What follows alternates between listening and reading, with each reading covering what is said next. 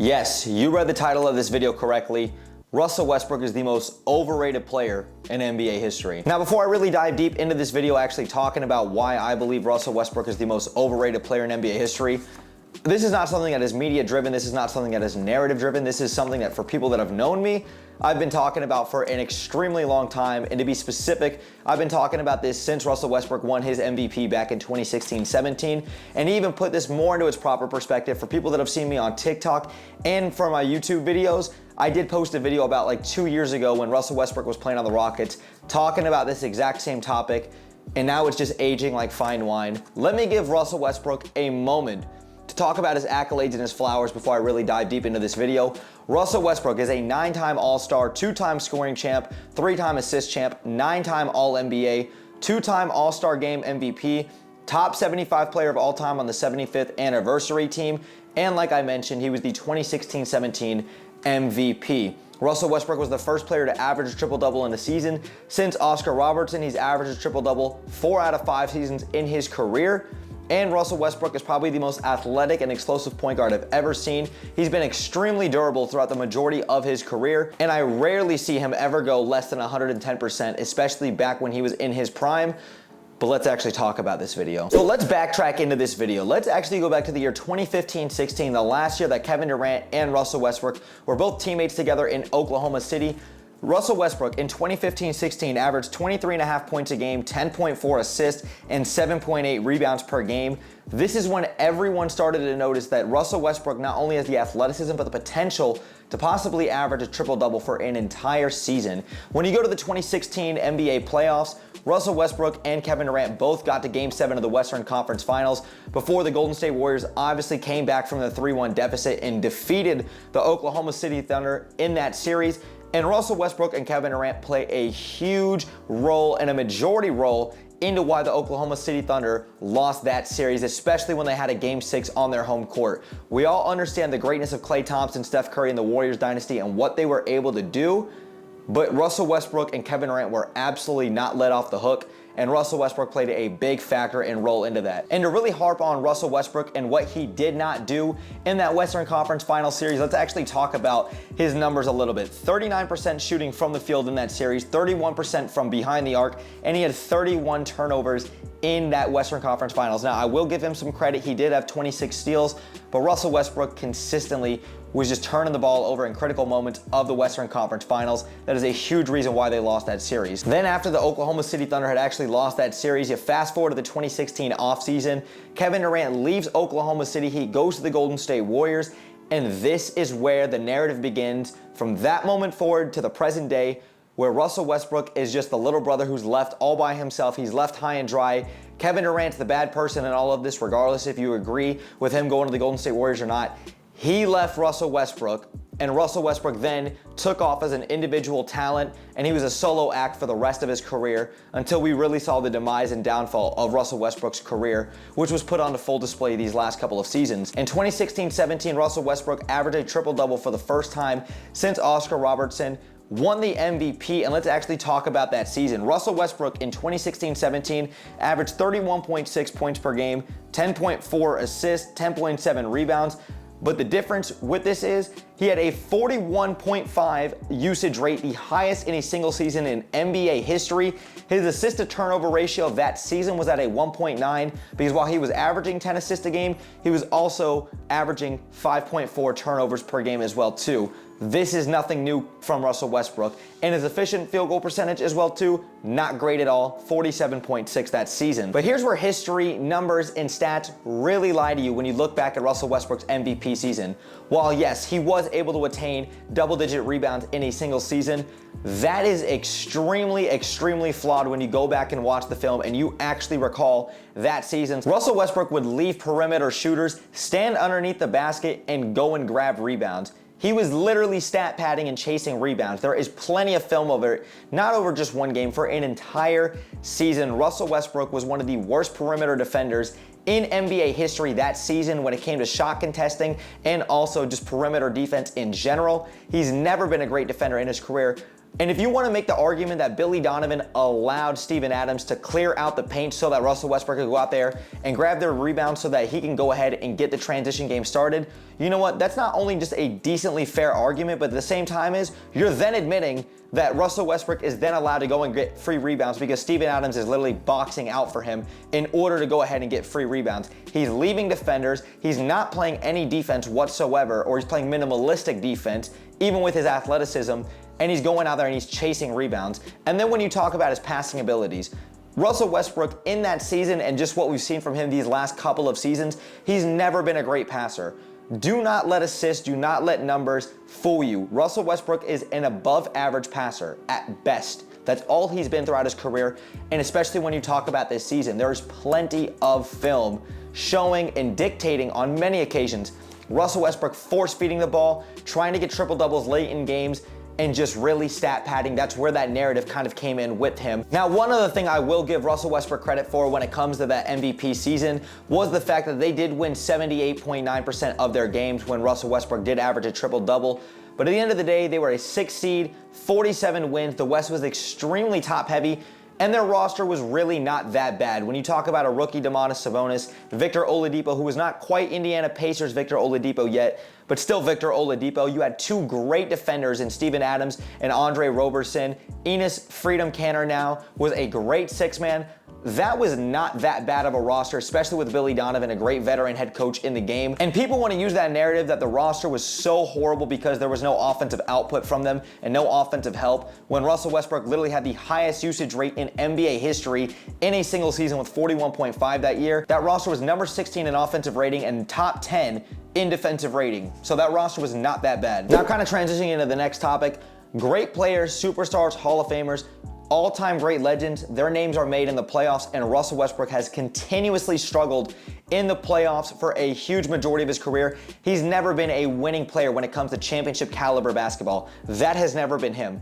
He did make the finals back in 2012 in the NBA Finals when him, James Harden, Serge Ibaka, Kevin Durant were all on the same team together, but they lost to the Miami Heat. I don't blame Russell Westbrook for that at all because they were puppies. Russell Westbrook and James Harden were not the same players. That was a very young team. I do not blame them whatsoever. And the reason Russell Westbrook's game has never translated to championship caliber basketball is not only one, his ego, but two, he's an inefficient, shot chucking, bad shot selection, average passer at best, who's a high turnover machine with just a very low IQ for the game of basketball, especially at the point guard position. And that's exactly why Russell Westbrook's game has never translated to anything championship caliber basketball. So let's go ahead and look at Russell Westbrook's numbers in terms of player efficiency rating in the regular season versus the postseason so that you guys can really get a deep dive of exactly what I'm talking about. From the regular season to the postseason, every single year, his numbers took a dip and his efficiency took a dip every year in the postseason. In 15-16 in the regular season, he had a 27.6 player efficiency rating, 26.9 in the postseason. Next year, 30.6 in his MVP year player efficiency rating, 27.7 in the postseason. The next year, 24.7 to a 20.3, 21.1 to a 16, 21 to a 12.1, and a 19.5 to a 15.7.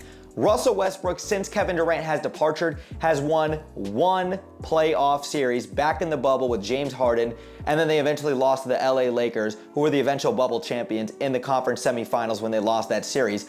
Russell Westbrook has been on 5 teams now in the last 5 seasons. And Russell Westbrook, who's not only going to be a future first ballot Hall of Famer himself easily, Russell Westbrook's also played with some of the most talented players in the NBA ever. Russell Westbrook has now played with James Harden twice. He's about to go play with Paul George for a second time. And he's now about to go play with Kawhi Leonard, LeBron James, Anthony Davis, Bradley Beal, Serge Ibaka. Name me another Hall of Fame player or future Hall of Fame player that has played with that much talent and has done little to nothing with. Because let's keep taking it another step further when we talk about postseason success and all-time legends and all-time greats. I've already talked about his player efficiency rating taking a dip in the postseason every single year. Let's actually take another look at it. In 2016-17, in his MVP year, they were bounced out in the first round by Houston. In 17-18, he was bounced out by a rookie Donovan Mitchell, and Ricky Rubio absolutely cooked him in that series. And while Paul George did not show up in Game 6, Russell Westbrook and the Oklahoma City Thunder were a much more talented, team than the Utah Jazz, and they still found a way to lose that series,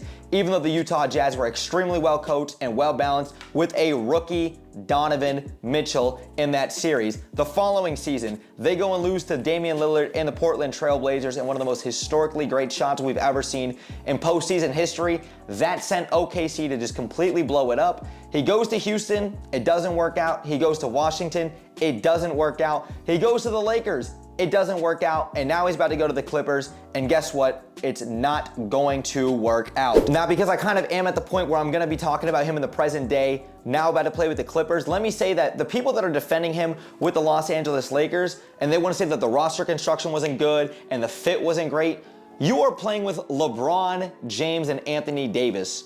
I don't wanna hear any excuses. And in the same breath, people are acting like Russell Westbrook. What the hell are you doing with all these ill-advised passes, bad turnovers, horrible shot selection at Staples Center, now Crypto.com Arena? This has always been who Russell Westbrook is. This is not anything new. The only difference is it's gonna be more glorified and there's gonna be more attention on it because he's playing for the Lakers, he's playing next to LeBron James, and he's gonna be on primetime basketball on ESPN and TNT every other night. That's exactly why people want to rank on him even more. You even had the fans at Staples Center yelling at him to not shoot the ball because it was that bad. Also, Russell Westbrook does not do a great job when it comes to taking a level of accountability for his lackluster play.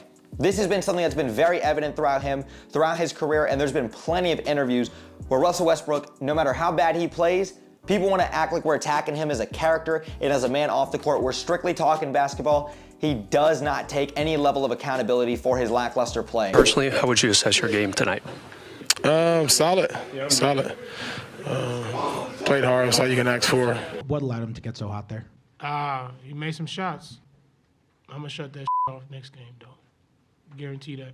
My game is not predicated on shots or if I turn the ball over. Like, if I miss some shots, that's part of the game. I'm allowed to miss shots. I can do that, you know? Like any other player, I can do that. I can turn the ball over, too. I can do that. That's all a part of the game. But you envisioned coming here and winning a championship, or at least being in the Is the season over? It certainly isn't on. Is the season over? No, sir. Thank you. I had no expectations. See, that's why you don't know what I envision. I had no expectations. I come into every situation the same. Last 4 years of me, I've been on different teams 4 times. So all I've heard from Russell Westbrook stands and people that are consistently having his back over the years is, well, of course it wasn't going to work out in OKC. Look at the roster construction, and Paul George and him just didn't work out, even though Paul George was a top 3 candidate for MVP. Look at James Harden, who was another top 3 candidate for MVP. You can't have 2 ball-dominant guys there. Well, of course it wasn't going to work out in Washington. The roster construction wasn't great, but he was playing alongside Bradley Beal. Well, of course it's not going to work out with the Lakers. He's playing alongside LeBron James, and of course the roster construction wasn't great with the Lakers. How many excuses do we need to have for Russell Westbrook? At some point, 5 teams in 5 seasons, especially when you're a depreciating asset at this point in his career, it's no longer the coach, it's no longer the scheme, it's no longer the talent around you, and he's played with some of the most immensely talented players in NBA history. It's on Russell Westbrook. This has always been Russell Westbrook because you're not just getting those numbers from him, you're getting the horrible turnovers, the bad shot selection. It makes you want to turn your TV off sometimes watching just how bad he is. And the last big point I really want to drive home with all of this is people want to look at numbers so bad, go back and look at the film. Russell Westbrook's never been a great passer in his career. He's never been a great shooter in his career. He's never been a great player when it comes to facilitating at a high clip without the turnovers. He doesn't have a great high IQ when it comes to the point guard position, who just so happened to have some of the most explosive athleticism in the game today. And yes, he is a fierce competitor. I do love that aspect about his game. But Russell Westbrook is the most overrated player in NBA history. To me, it's not even close. But I could go on and sit in here and talk for another 15, 20 minutes about exactly why Russell Westbrook's the most overrated player in NBA history. Just consistently, you see him not show up when it matters the most. Every team that he's been with these last 4 to 5 years, really maybe excluding Washington, their team was supposed to make a deep postseason run. They're supposed to make some noise. And Russell Westbrook consistently finds a way to consistently fold under pressure and not to help to elevate his team. And Russell Westbrook's a big part of that. I know I'm gonna come across like I'm the biggest generational Russell Westbrook hater out there. And you know what? If that's how this is gonna come across, fine by me. I'm gonna speak my mind. But NBA fans, I wanna hear your guys' thoughts in the comments down below. Do you believe Russell Westbrook's the most overrated player in NBA history?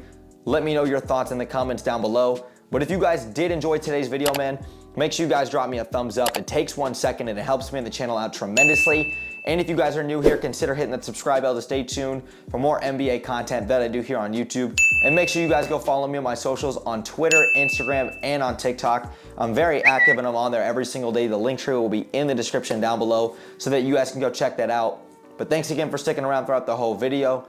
Brett James, AKA BJ. I'm out, y'all. Peace.